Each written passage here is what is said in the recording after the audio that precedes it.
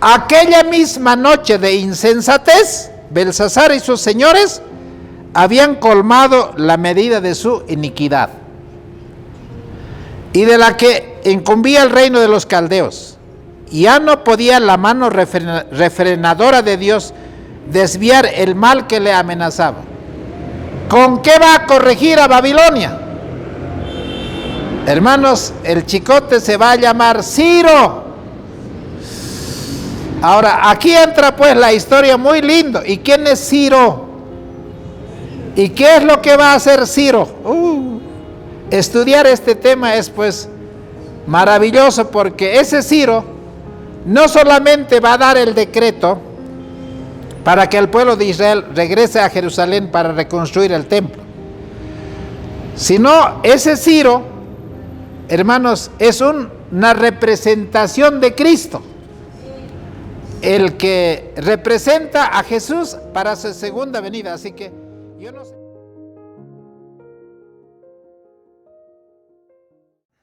Apreciados hermanos, queremos darles una cordial bienvenida a todos los que están en este auditorio, que es un auditorio nuevo para un centro de evangelismo, y que desde aquí mandamos saludos a todos nuestros hermanos, los que están en Bolivia y también los que nos escucharán en otros países. Pilares de Nuestra Fe es un canal, un ministerio conocido, es un canal educativo, un canal de llevar el mensaje de los tres ángeles. Continuaremos con ese propósito en este lugar. Hermanos, antes de orar, todos los poderes del mundo han tenido un momento de nacimiento en la voluntad de Dios. Se han desarrollado, han crecido, han desarrollado esa voluntad de Dios, han llegado hasta la cumbre, hasta donde podían haber llegado, y después se echaron a perder y al final cayeron. Podemos ver eso en Egipto, podemos ver eso en Asiria, podemos ver eso en Babilonia, podemos ver eso en Medo-Persia y en los demás. Y hoy día nosotros estamos viendo una guerra, pero muy triste, entre Estados Unidos junto con Israel en contra de Irán.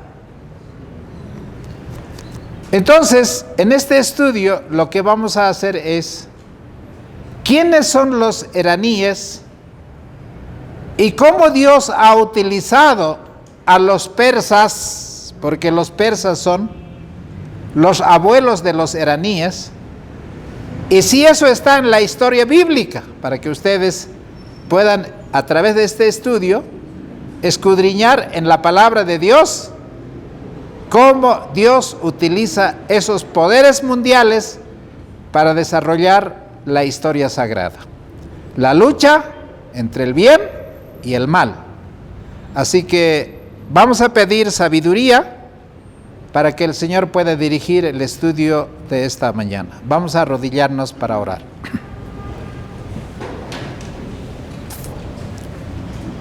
Padre amantísimo, gracias Señor por tu misericordia. Hemos venido a este lugar para adorar tu glorioso nombre, para poder tener un lugar de encuentro como en este espacio que tú nos has concedido en tu misericordia.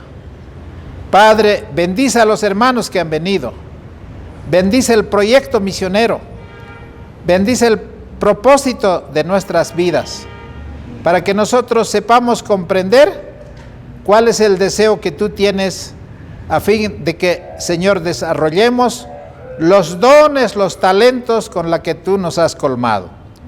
Gracias, Padre, porque eres generoso. Bendice a estos hermanos que están en este auditorio, con la presencia de tu Santo Espíritu, y tus santos ángeles sean nuestros compañeros de estudio. Bendice también a nuestros hermanos en la distancia, nuestros hermanos virtuales que puedan seguir escudriñando tu palabra porque tu palabra es fuente de toda sabiduría, de todo gozo y, Señor, de todo lo que un ser humano puede buscar para ser templos de tu Santo Espíritu. Pedimos tu bendición en el nombre de Jesús. Amén. Muy bien, hermanos. ¿De dónde vienen los iraníes y quiénes son los persas? Vamos a comenzar la historia allá por los años 600 antes de Cristo. Estaba reinando Nabucodonosor II y ellos se habían aliado con Babilonia para que pueda caer Nínive. ¿Recuerdan ustedes esa ciudad al cual Jonás fue enviado? Era una ciudad grande, una capital grande, pero era malvado en extremo. Y Dios dice, Nínive tiene que caer. Y el Señor le dio un tiempo determinado.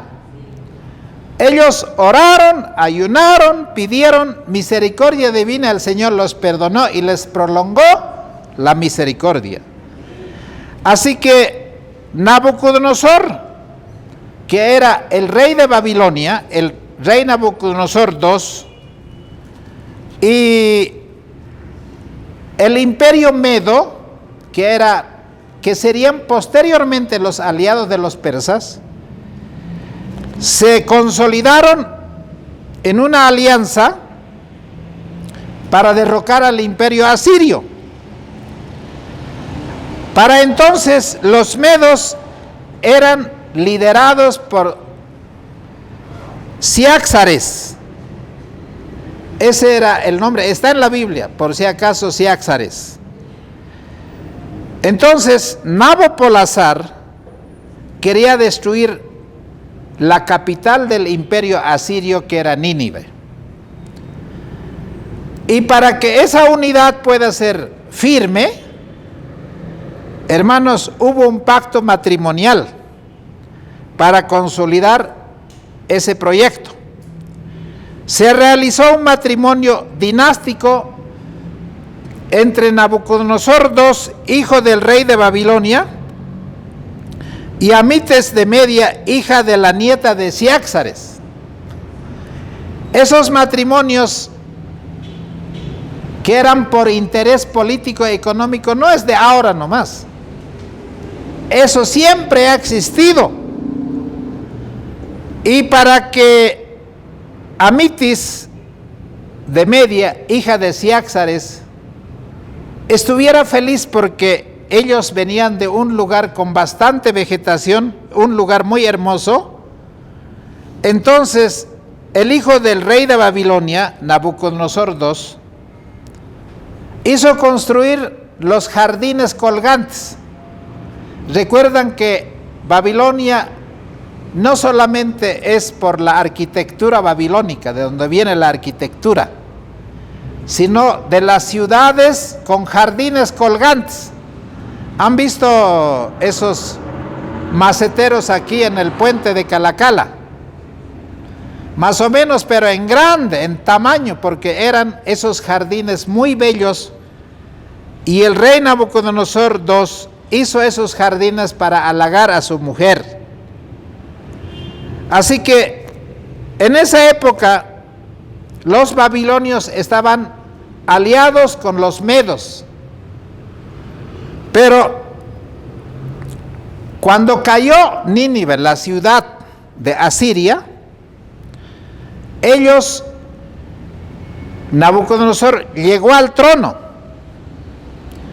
Y entonces hubo 3 acontecimientos para la caída de Nínive. La primera fue el 612 antes de Cristo. Una coalición de medos y babilonios liderados por Nabopolassar destruyó la capital de Nínive. Nabucodonosor, siendo príncipe heredero, ya participaba activamente en estas campañas militares.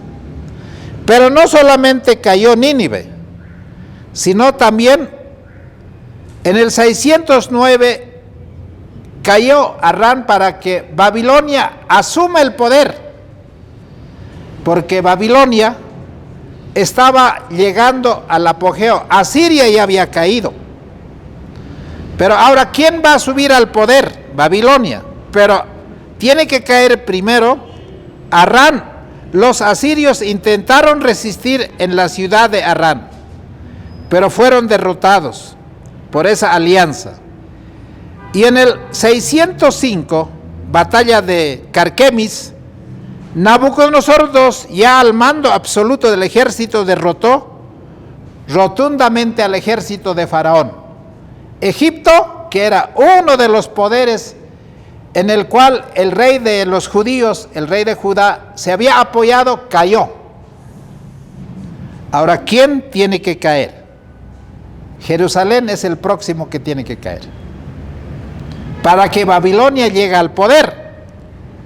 Así que la caída de Jerusalén ante el rey Nabucodonosor II no fue un evento único, sino fue el resultado de una serie de rebeliones, porque el rey del pueblo de Dios no se entregó fácil, sino que se rebelaron porque ellos tenían esa falsa confianza de que eran reyes dirigidos por el Señor, que eran ellos el pueblo de Dios, y que no puede haber un rey judío que no sea bendecido. Entonces, la detonante, el último rey de Judá, ¿quién era? Sedequías, el rey Sedequías. Nabucodonosor había instaurado a Sedequías, después de haber ganado una batalla, como un títere en Judá, después de la invasión del año 597 a.C. Pero Sedequías se rebeló y no quiso obedecer el mandato del rey Nabucodonosor. Regresó otra vez, pero esta vez con un asedio, con un cerco, con un bloqueo de todas las puertas, de todo el acueducto. Ya no entraba ni comida, ni agua, ni nada. O sea que los bloqueos no son inventos de algunos políticos bolivianos. Ya para entonces ellos ya practicaron el bloqueo, porque había traicionado a Nabucodonosor y puso sitio a Jerusalén en el año 589. El asedio duró aproximadamente 30 meses, casi 3 años. Imagínense qué es lo que podía haber pasado en ese tiempo tan prolongado. Finalmente Jerusalén fue destruido, fue saqueado y fue quemado. Y entonces, hermanos, el rey fue llevado en exilio a Babilonia, capturaron al rey Sedequías, el rey intentó huir por la noche, pero fue capturado cerca de Jericó, fue llevado ante Nabucodonosor, quien ordenó ejecutar a sus hijos frente a él antes de sacarle los ojos, enviarlo en cadenas a Babilonia. Yo pregunto, ¿era el propósito de Dios que un rey del pueblo de Dios terminara en estas condiciones? ¿Por qué Jerusalén y el rey Sedequías cayó? Porque estaba escrito en la Biblia que la obediencia es, hermanos, el secreto de nuestra estabilidad, de la aceptación de Dios. Y la desobediencia, el Señor dice, 2 caminos pongo delante de ti. El camino angosto es, hermanos, teme a Dios y guarda sus mandamientos. Y el otro es, haz lo que tú quieras y sabes cómo va a terminar. Ahora, hermanos, en el libro de Daniel capítulo 2 nosotros tenemos el sueño de Nabucodonosor. Y Nabucodonosor soñó, a ver, vamos a repetir los que están aquí en este auditorio, una estatua, una imagen de una estatua. ¿Cómo era la cabeza? De oro. ¿Cómo era el pecho? De plata. ¿Cómo era el vientre? De bronce. ¿Cómo eran las piernas? De hierro. ¿Y cómo eran los dedos de los pies? Hierro y barro mezclado. Vio en el sueño que la estatua estaba parado, pero de la montaña vino una piedra como bola. Y vino y se acercó y tocó a la estatua en la cabeza. Ah, muy bien, los hermanos están atentos. No fue en la cabeza, ni en el pecho, ni en las piernas, sino tocó en los dedos de los pies. Ahora, Daniel interpretó y dijo el sueño, cuando Nabucodonosor ya estaba en el trono mundial. Nabucodonosor, Dios te ha entregado el poder, todo lo que tú tienes, y tú eres en este momento el azote de Dios para los demás pueblos. Dios te ha entregado poder, te ha entregado reino, te ha entregado riqueza, todo lo que tú tienes, aún los tesoros del templo de Jerusalén, es porque Dios te entregó, no porque tú eres el más listo ni el más inteligente. Y el rey dijo amén. Pero ¿cuánto le duró ese amén al rey Nabucodonosor? Hermanos, una noche pensó y dijo, ese rato no le dije nada a Daniel, a mí me puso solo la cabeza de oro diciendo que yo soy esa cabeza de oro. A mí no me gusta la idea que yo solo sea la cabeza. Yo quiero ser el pecho, el vientre y las piernas y todo de oro. Así que fabricó una estatua de oro y sacó un decreto para que todos adoren a esa imagen. Pregunto, ¿el sueño de Nabucodonosor era la imagen todo de oro? No. Ahora, ¿cuál era esa imagen de oro? Un capricho humano. Él quería hacer todo de oro. Pero hermanos, no puedes jugar con la voluntad de Dios, con la sabiduría divina. Él va a cumplir porque Él dijo, no es hombre para que se arrepienta. Él va a cumplir porque en su sabiduría Nabucodonosor va a ocupar el espacio del dominio universal solo 70 años. Pero Dios podía haberle dado más tiempo. Pero el Señor conoce, hermano, Él sabe cómo vas a andar en esos 70 años de vida que Él te va a dar. Puedes andar, hermano, recto, y piensas que tú, hermanos, estás haciendo tu voluntad, pero muchas veces solamente, hermanos, hacemos la voluntad de Dios. Podemos hacer muchos caprichos, pero el Señor siempre va a tener la última palabra. Ahora, hermanos, un día, ese rey Nabucodonosor, que en realidad ya no era él, sino había el nieto de Nabucodonosor. ¿Cómo se llamaba? Belsasar. Muy bien, tengo hermanos que me gusta que estudien. Vamos a ir al libro de Daniel capítulo 5. Daniel capítulo 5. Ahora, en el libro de Daniel capítulo 5, Belsasar hizo un banquete. Hermanos, en el año 605 llegó al poder el reino de Babilonia. 70 años, ustedes resten de los 605 los 70 años. ¿A qué año llegamos? Estaba por terminar el periodo de Nabucodonosor. Ya había cumplido todos los propósitos que tenía el reino de Babilonia en la sabiduría divina. Entonces, al final de ese periodo, para que eso sea el acabose, hermanos, eso un sacrilegio. ¿En qué consistía el sacrilegio? Hermanos, hizo un banquete, una fiesta bacanal, como un carnaval para que todos vengan de todas las provincias de Babilonia a la fiesta de Nabucodonosor. Estaban todos, militares, civiles, jueces, políticos, reyes, príncipes, todo el reino estaba presente.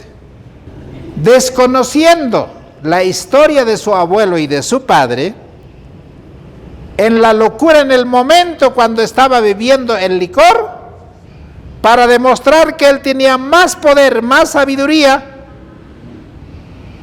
a los que estaban en el palacio, a sus siervos les dijo: vayan y traigan los vasos sagrados del templo de Jerusalén, que quiero tomar vino. ¿Podía hacerlo o no? ¿Lo hizo o no lo hizo? Pero no lo echó el vino, ¿o sí lo echó? Trajeron los vasos sagrados, y esos vasos sagrados eran solo para contener dos cosas: o sangre o vino, que eran productos que servirían en el santuario, en el servicio del santuario terrenal. Y entonces, cuando trajo los vasos para echar, yo pienso que el barbán estaba por echar el vino en los vasos sagrados, o el rey mismo.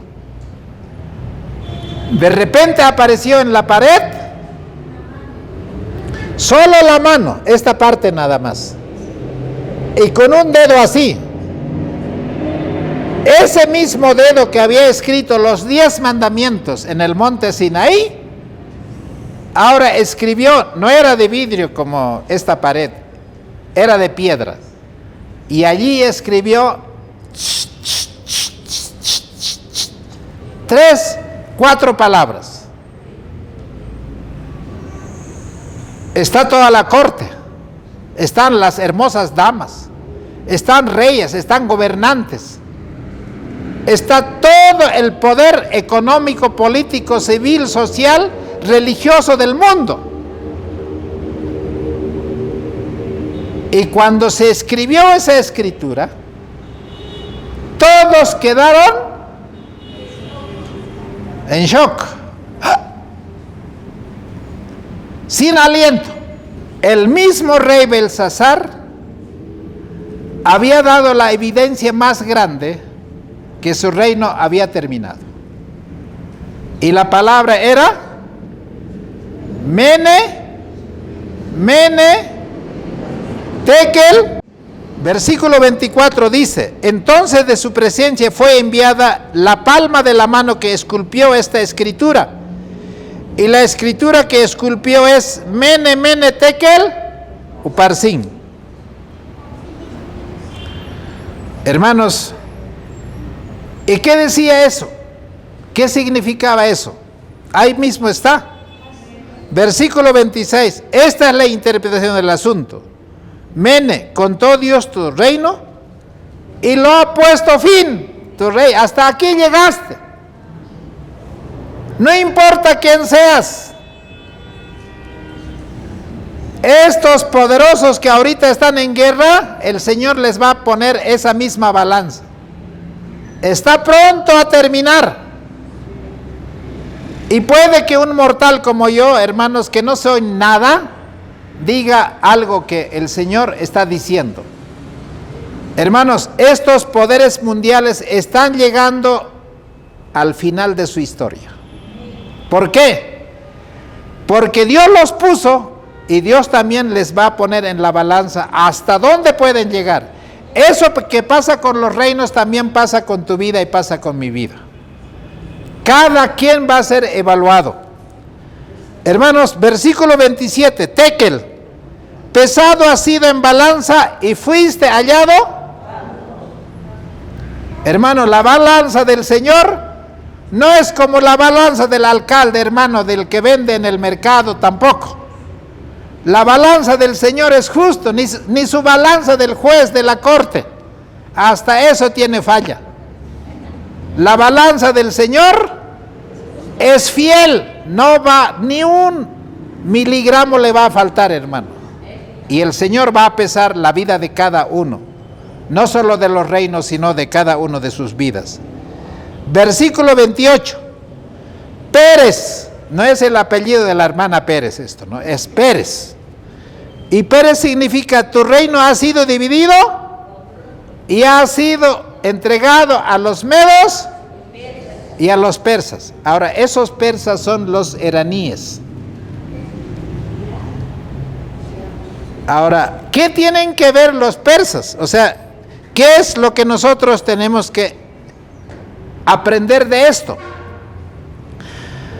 Hermanos, la declaración del negocio es: Mene contó Dios tu reino y lo ha rematado. Tekel, pesado ha sido en balanza y fuiste hallado falto. Peres, tu reino fue roto y es dado a los medos y persas.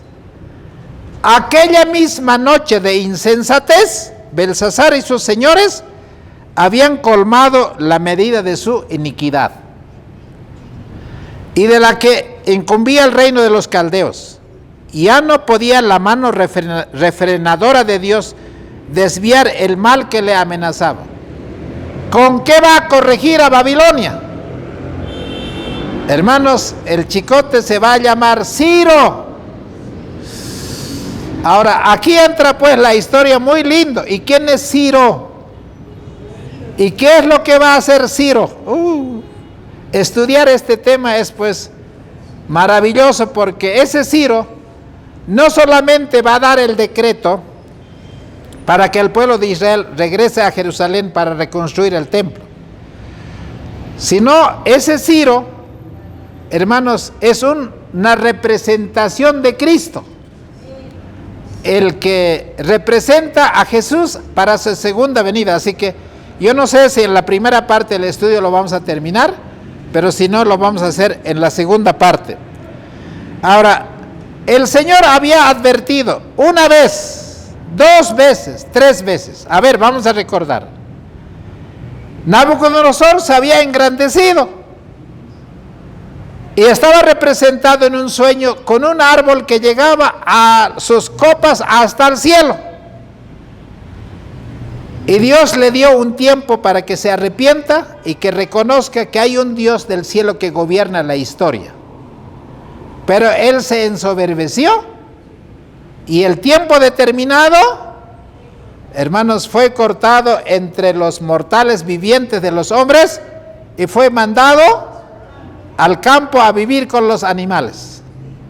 Para que entienda, no es el hombre el que gobierna, hermanos. Y estos hombres que están luchando con la historia creen que ellos son los que gobiernan este mundo. No, señores. Hay un Dios que está en los cielos.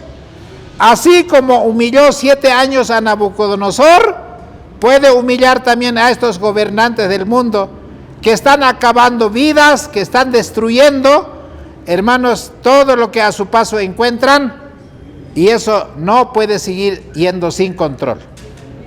Esa fue una primera advertencia. Y la segunda advertencia, hermanos, fue que cuando le metieron a los 3 hebreos al horno, ¿quién apareció, hermanos, entre medio de los 3 hebreos tirados al fuego como fueran, hermanos, una leña?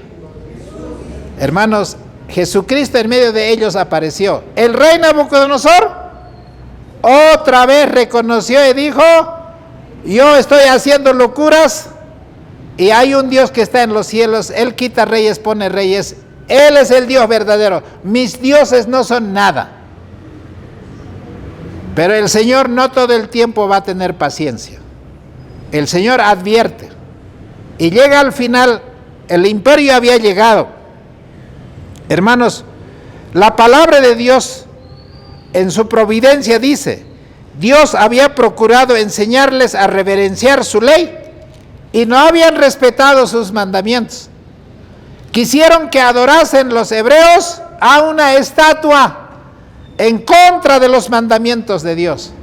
Y estos gobernantes del mundo, aún de nuestro mismo país, están, hermanos, faltando ese respeto, reverencia a los 10 mandamientos. Y nosotros, hermanos, aunque sea a través de este canal y de este lugar, tenemos que seguir diciendo: los mandamientos de Dios son eternos. No están clavados en la cruz como muchos falsos pastores predican, y menos puede ser pisoteado por cualquier mortal, porque Dios es soberano. A causa de la extraña perversidad del corazón humano, porque así como tenía Nabucodonosor un corazón perverso, así también es lo nuestro, a menos que Dios trabaje y transforme nuestra vida. Así que Belsasar iba a caer y su reino iba a ser traspasado a otras manos. Cuando el profeta dejó de hablar, el rey ordenó que a Daniel le pusieran una vestidura y que sea nombrado parte del reino.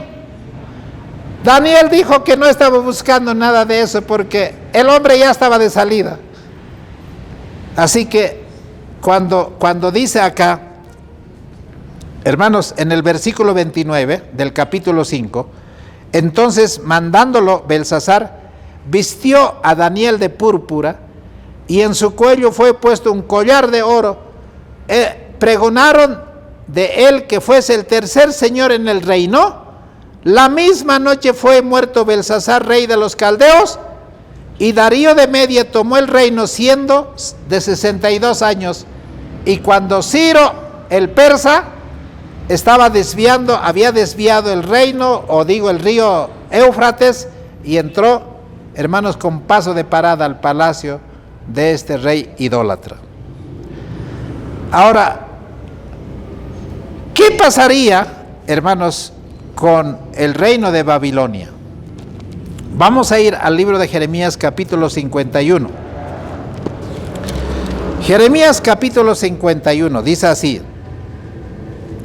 así dice Jehová, y aquí que yo levanto un viento destruidor contra Babilonia y contra sus moradores que se levantan contra mí, y enviaré a Babilonia aventadores que lo avienten y vaciarán su tierra, porque será contra ella de todas partes en el día del mal.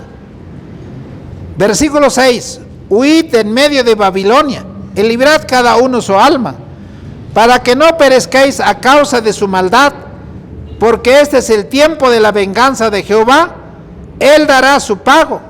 Copa de oro fue Babilonia en la mano de Jehová, que embriagó a toda la tierra.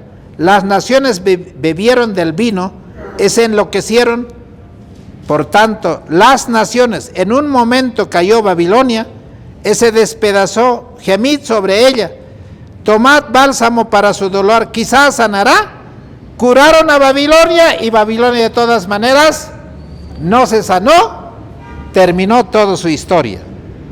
Hermanos, esa noche de placer, de locura, que muchos jóvenes estuvimos mirando en un local anoche viniendo aquí para hacer los preparativos, la cola de jóvenes que están ahí haciendo, hermanos, parejitas haciendo cola para tener una noche de locura. Hermano, Nabucodonosor ya no era un adolescente para hacer eso, pero Nabucodonosor hizo la locura en la vejez Belsasar. Ahora, la palabra de Dios dice, hermanos, hemos tratado de curar a Babilonia. Babilonia no va a ser curada. Mientras estaba todavía en el salón de fiestas, rodeado por aquellos cuya suerte estaba sellada, el rey recibió de un mensajero la información. Él le dijo: los persas y los medos están entrando en la ciudad, rey, ¿qué vamos a hacer? ¿Pero acaso no tiene 3 murallas la ciudad? ¿De dónde han entrado? Hermanos, Ciro hizo un trabajo de ingeniería. Hermanos, ríos arriba comenzó a desviar, una parte del río comenzó a desviar, el río Éufrates se secó, y con todo su ejército, hermanos, siguió camino del lecho del río, que pasaba por en medio del palacio y de la ciudad, y por ahí abajo, hermanos, por las escaleras que había, se subió con todo su ejército, con la espada en mano. Hermanos, mientras todavía estaban diciendo salud, salud por aquí, hermanos, hasta los guardias estaban borrachos, y el ejército enemigo entró, agarró de la mecha al rey, le cortaron la cabeza, y ahí terminó el imperio babilónico. Les pregunto, ¿es bueno tomar licor? No importa, aunque sea poquito. Hermanos, los borrachos, ¿con cuántos sorbos han comenzado? ¿Con unito han comenzado o no?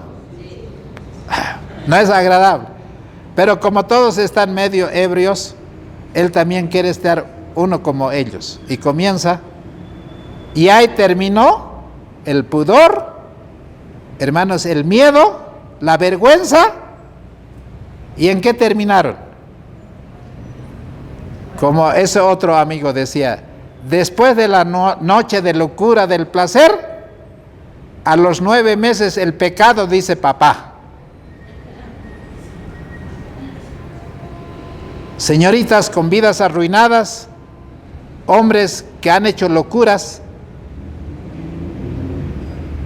Hermanos, no mires el vaso del vino que está color rojo, porque entra suave, dice, pero su veneno es como de la serpiente. Eso es lo que pasó con Nabucodonosor. Hermanos, su ciudad era tomado por el enemigo, contra los cuales no había hecho ni siquiera el plan, porque él estaba seguro que las murallas eran suficientes para resguardar su ciudad. Los vados fueron tomados y consternáronse los hombres de guerra, porque, hermanos, ¿qué borracho puede ir a la guerra, hermano?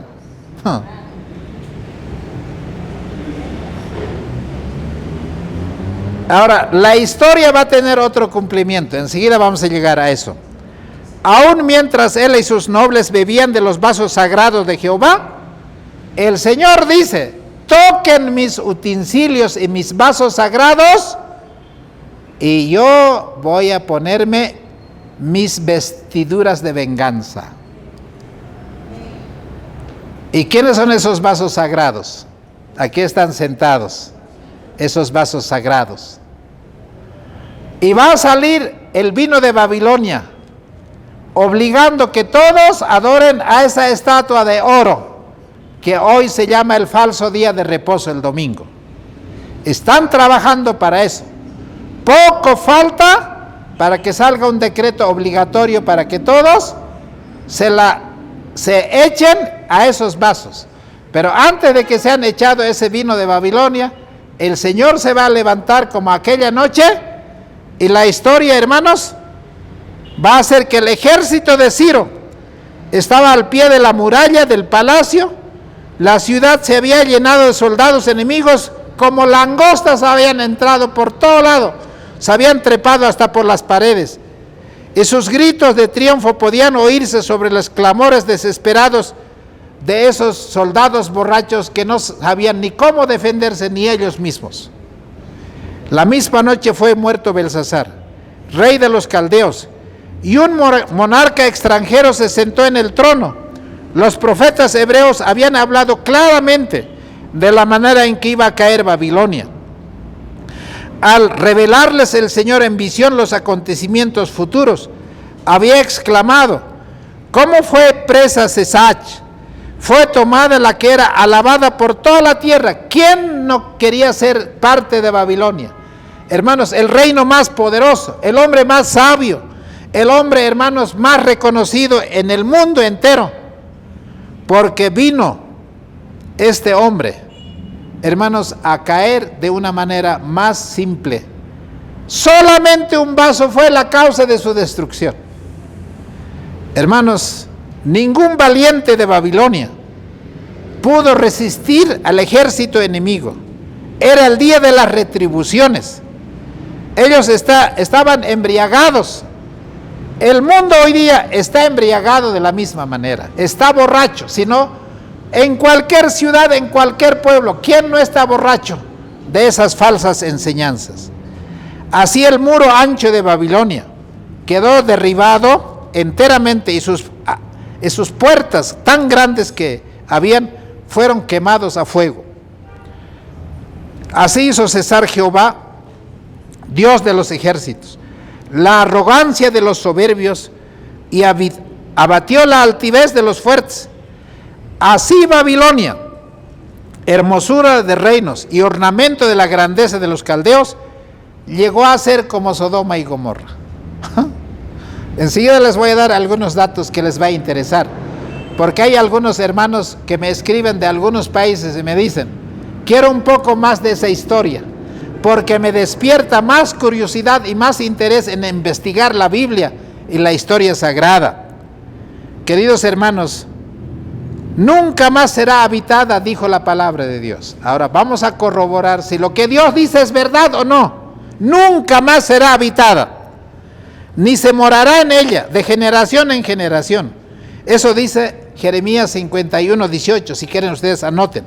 Isaías 13, 11 hasta el 22, dice, hermanos, que serán convertidas en lugar de habitación de erizos, solo habrán lagunas, no habitará nadie, ningún ser humano. Hermano, Isaías 13, a ver, vamos a leer Isaías 13, porque es muy interesante algunos versículos que yo estaba anotando antes de compartir la palabra de Dios con ustedes. Isaías capítulo 13, versículo 19, dice así: Babilonia, hermosura de reinos y ornamento de las grandezas de los caldeos, será como Sodoma y Gomorra, a las que trastornó Dios.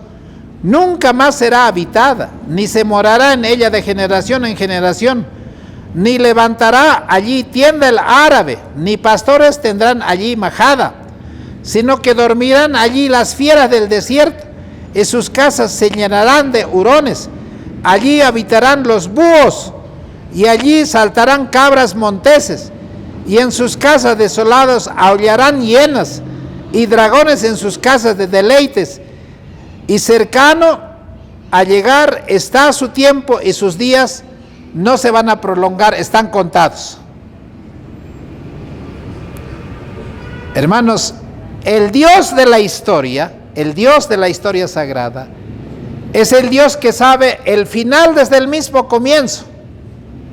Ahora escuchen, ¿cuántas veces quisieron reconstruir Babilonia, la ciudad de Babilonia? Y tomen nota. Alejandro Magno, en el 323, el emperador de Grecia, intentó reconstruir Babilonia, ¿no? Pero la Biblia dice que jamás va a ser reconstruido, sino van a vivir chacales, hienas, zorros, animales salvajes, no va a haber gente que more, es lo que decía la Escritura. Habían pasado ya como más de 200 años, casi 300 años, y Alejandro Magno quiso reconstruir tras conquistar el imperio persa. Alejandro decidió que Babilonia sería la capital de su nuevo imperio mundial, pero fracasó porque ordenó a 10,000 hombres limpiar los escombros para reconstruir el gran templo de Marduk, que era el dios de Nabucodonosor.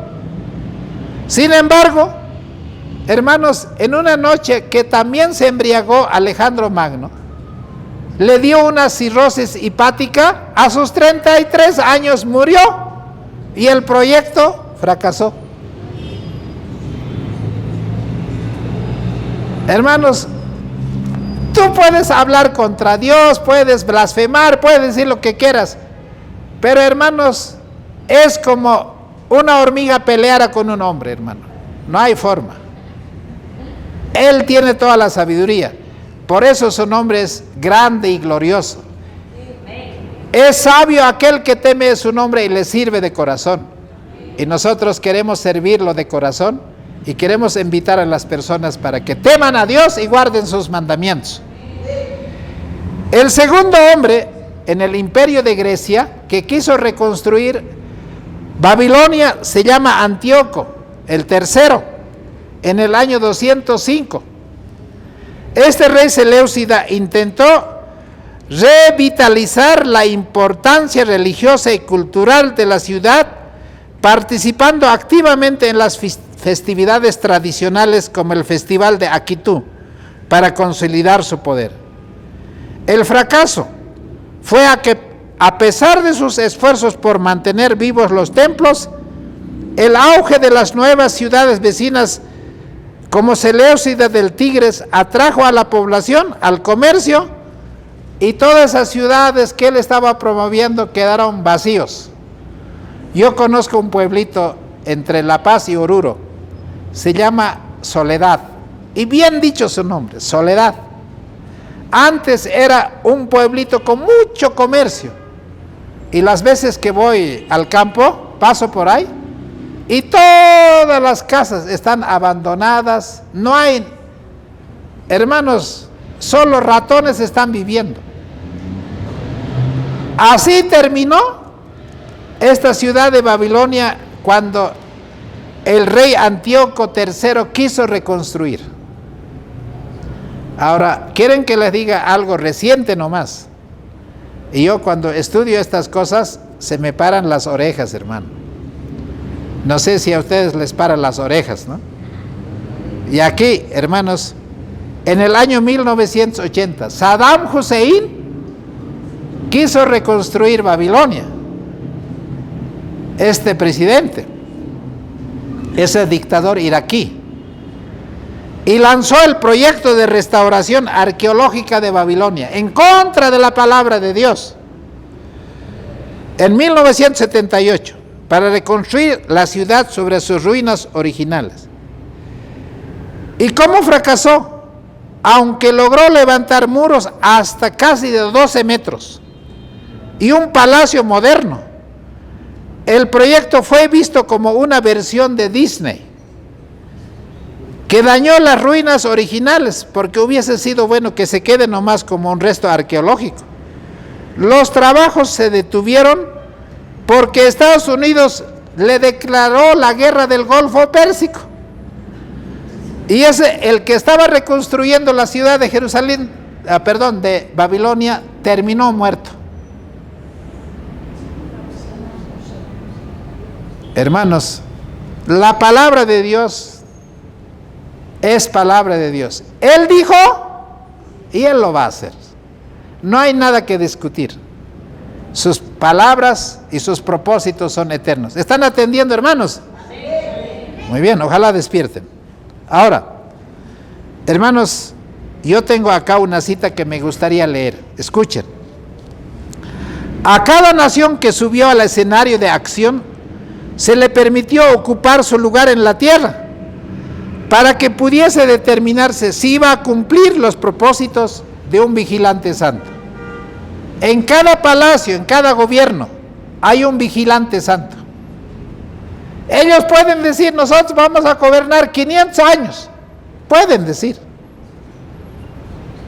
Pero hermanos, ni 20 años van a cumplir, ni 10 años. Chao. Cualquier hombre en su locura puede hablar cualquier cosa, pero va a fracasar si no está con el propósito de Dios. Y hemos visto en la historia de Bolivia nada más, ¿qué presidente, hermano? Hasta el actual presidente ya estará pensando en su segundo mandato.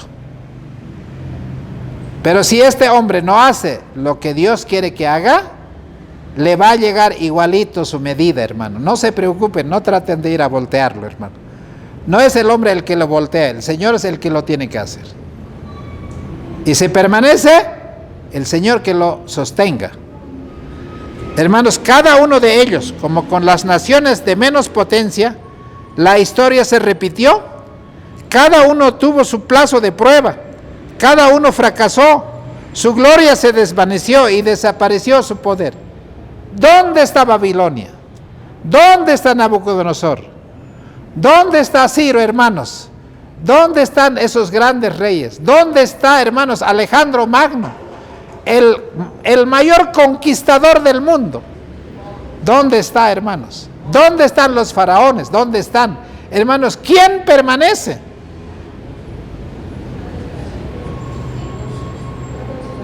Pero yo puedo decirles con certeza, Faraón ha hecho sus pirámides de Keops y de Miserino allí en Egipto, que todos están yendo a visitarlo, hermanos, con esos sarcófagos, hasta con barbas de oro y todo.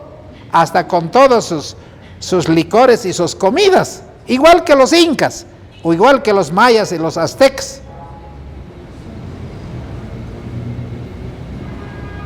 Esos faraones están ahí enterrados en esas pirámides. La gente no sabe quién ha hecho esas pirámides. Y todos los visitantes que van a hacer turismo se asombran y dicen, con semejantes toneladas que parecen tamaño de este edificio, hermano, ¿quién lo ha levantado? No había grúa, no había nada. Los extraterrestres han venido y han hecho esas pirámides. Pero hay un hombre que, hermanos, no tiene la suerte ni de Faraón, ni de Necao, ni de nadie. Hermanos, en su época vivió, hoy está en los cielos. ¿Cómo se llama ese hombre? Moisés. Murió, resucitó, Dios se lo llevó al cielo, y Moisés está en el cielo, ¿o no? Entonces díganme, ¿qué es mejor? Hermanos, ¿seguir la suerte de los imperios que no reconocen a Dios? ¿O como por fe Moisés, cuando le invitaron a ser hijo de Faraón, Moisés dijo, no, yo soy hijo de Dios y mayores promesas tengo? Así que se negó a ser hijo de la hija de Faraón. Hermanos, en el libro de Isaías capítulo 45, versículo 13, espero ser honesto con mi horario, yo creo que ya tengo que, el problema es que cuando comienzo a predicar, hermanos, parece que el reloj va más rápido. En el versículo 13 dice así, hermanos, ahora, ¿quién va a terminar con Babilonia? 150 años antes de que naciera Ciro, Isaías ya había profetizado que va a nacer un hombre que se va a llamar Ciro. Él es el que va a desviar el río Éufrates, y él va a entrar por el lecho, y él va a tomar preso y lo va a matar al rey de Babilonia. ¿Quieren ver? Ciro para entonces ni había nacido. Mira, versículo 44, 24, Isaías 44, 24. No importa, hermanos, vamos a repetir un tema, dos temas o tres temas, pero vayamos despacio y podamos aprender grandes cosas aquí. Hermano, la palabra de Dios dice así, versículo 24. Así dice Jehová tu Redentor, el que te formó desde el vientre. Yo Jehová que lo hago todo, que extiendo solo los cielos, que extiendo la tierra por mí mismo, que deshago las señales de los engañadores y enloquezco a los agoreros, que hago tomar atrás a los sabios y desvanezco su sabiduría. Yo quien confirma la palabra de su siervo y cumple el consejo de sus mensajeros, que dice a Jerusalén serás habitada, y la ciudad de Judá seréis reedificada. Yo levantaré sus ruinas. Que dice a las profundidades, secaos tus ríos, haré secar. ¿Qué dice de Ciro? Él es mi pastor y cumplirá lo que yo quiero. ¿Cuántos años faltaba para que Ciro nazca? 150 años. Y el profeta había escrito que yo voy a tener un pastor llamado Ciro, y él va a secar los ríos. Hermanos, hemos venido a estudiar aquí palabra de Dios, ser llamados hijos de Dios. Y dice, a decir a Jerusalén, aunque Jerusalén fuese destruido por los babilonios, pero yo voy a levantar a Ciro para que él dé el decreto de libertad, para que regresen a Jerusalén, para reconstruir a Jerusalén. Ahora, será reedificada o serás edificada. Al templo serán echados los cimientos. Antes de que, hermanos, Jerusalén tome los babilonios, el profeta ya lo había dicho. Así dice Jehová a su ungido. ¿Quién es su ungido, hermanos? Ciro. Pero él no es judío, es de un reino pagano de los persas. Puede llamarse Dios de cualquier lugar, hermanos. Y Dios puede llenar este lugar, hermanos, de personas que ni siquiera nos imaginamos, ¿o no? Él es poderoso, ¿o no? Así dice Jehová a su ungido, a Ciro, al cual tomé yo por su mano derecha, para sujetar naciones delante de él, y desatar lomos de reyes, para abrir delante de él puertas, y las puertas no se van a cerrar. Esas puertas de los lechos del río y de las 3 puertas de los muros se abrieron para que Ciro entrara con su espada para matar a todos los soldados de Babilonia y al rey de Babilonia, que se llamaba Belsasar. Yo iré delante de ti y te engrandeceré los lugares torcidos, quebraré puertas de bronce, cerrojos de hierro haré pedazos, y te daré los tesoros escondidos, hermano. Ciro no tenía que hacer nada, toda la riqueza de Babilonia ya era de él. Y yo digo, hermanos, aquí haciendo este pequeño experimento, hermanos, un hermano me dice, ¿quién se va a animar a tener un lugar en el centro con ese espacio? ¡Locura! ¿Cuánto será el alquiler? Pero yo pregunto y digo, si los políticos pueden tener un lugar en el centro, ¿nosotros somos menos que los políticos, hermano? ¿Somos hijos de Dios o no? Y el Señor dice, mío es el oro y la plata, y yo te lo voy a entregar. Igual que a Ciro nos puede entregar todo, ¿o no? Para terminar este mensaje, si de plata se trata, hermano. ¿El Señor es maravilloso o no? ¿Es todopoderoso o no?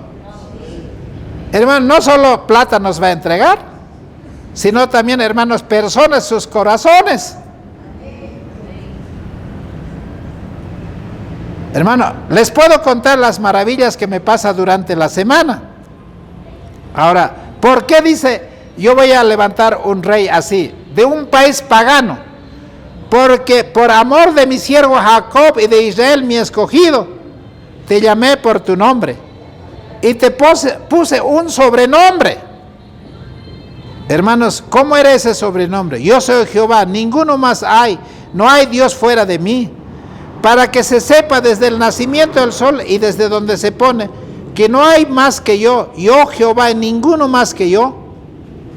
Hermanos, ya Dios mencionó a Ciro por su nombre, que él va a ser el que va a terminar con el reino, pero Dios va a colocar al reino de Medo-Persia. Esa noche que Nabucodonosor, Belsasar estaba bailando y mandándose en la locura de la borrachera, el Señor lo puso a los medos y a los persas para que gobierne. Pero ¿cuál era el propósito? Entonces vamos a saber cómo los persas y los medos, hermanos, cumplieron la voluntad de Dios. Maravilloso. Hermanos, van a sacar un decreto que nadie quería firmar. Y Dios dio esa libertad al pueblo de Dios, que los 70 años de cautiverio va a terminar. Y al final de los 70 años va a salir un decreto, y entonces van a regresar, ¿a dónde? A Jerusalén. A ver, vamos a terminar con el libro de Daniel. Por favor, para que ustedes vayan conmigo. En el capítulo 9, libro de Daniel, capítulo 9. Mira, dice así.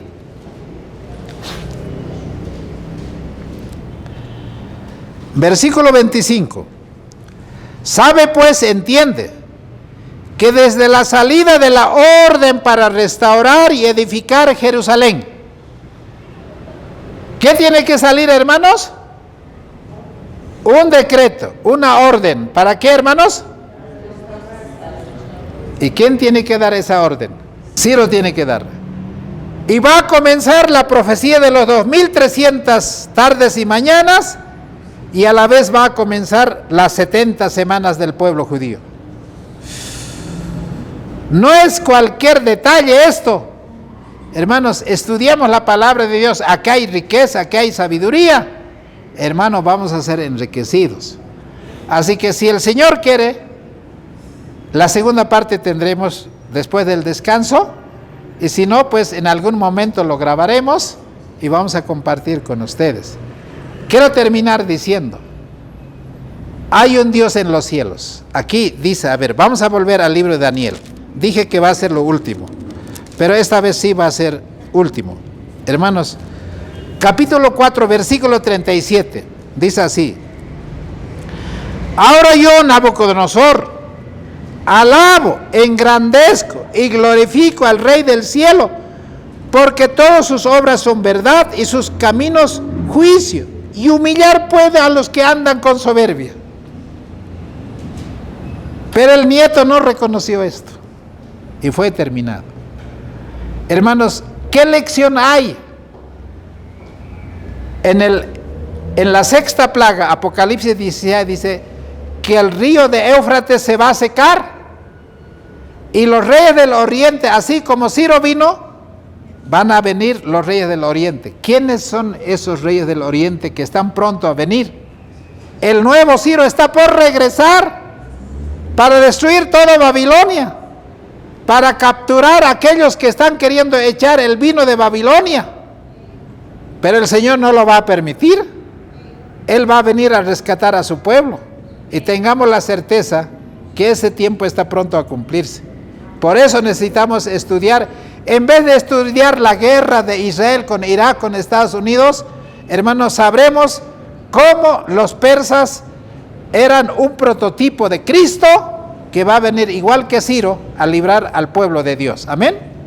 Jesucristo está pronto a regresar. Jesús va a volver pronto y nosotros debemos esperar porque Él regresa pronto. Que el Señor los bendiga y vamos a orar. Oremos. Padre amantísimo, gracias Señor por tu misericordia. Señor, repasar la historia es saber cómo tú has obrado en el pasado y cómo tú vas a obrar nuevamente para cumplir, Señor, la profecía completa. En esta hora te agradezco, porque en este lugar, Señor, podemos compartir tu palabra. Danos tu bendición, danos tu sabiduría. Enséñanos, Padre, a hacer tu voluntad. Tú eres el dueño del oro y la plata y de los hombres.